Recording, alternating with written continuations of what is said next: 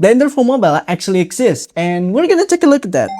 Here we are, and this is what Blender looks like on a Magic Drawing Pad. It looks pretty similar to the PC version. I've tried Blender and modeling before, but I've never finished a single character model. I wonder if I can sculpt here, but I'm not sure how. So I went to watch some Blender sculpting tutorials to learn some of the basics and shortcut keys. After watching the tutorials, I'm gonna try sculpting Sonic. I already prepared my Sonic model reference sheet here. Here's the front, here's the side view, and I think we're good to go. Now let's get started. So first, remove the default cube. No, what are you doing? Stop!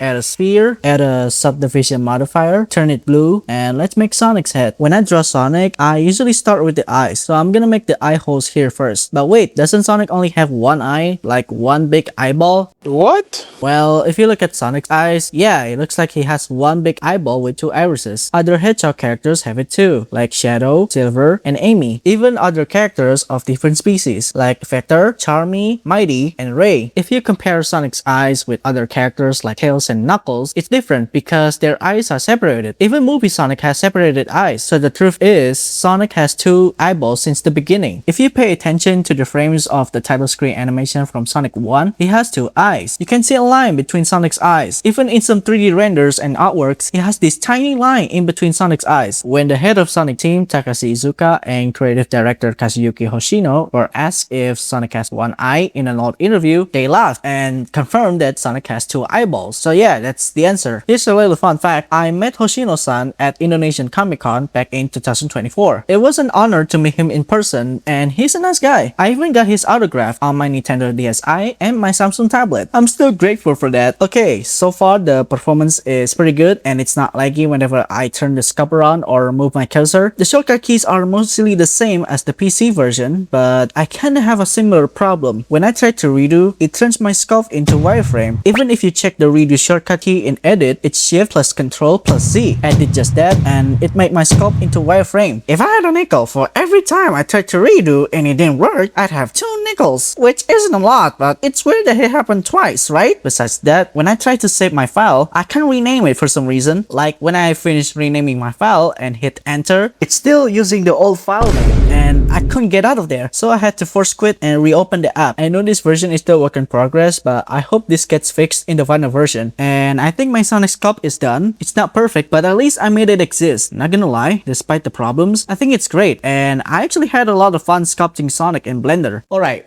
What else can it do? You can also shoot, edit, do office work, write, and screen record if you want to make animation process or gaming videos. In my opinion, this Magic Drawing Pad is a solid pick. This isn't only for artists, but it's for everybody. 3D artists, video editors, gamers, everyone. For real though, this is the coolest Android tablet I've ever had. And you know what?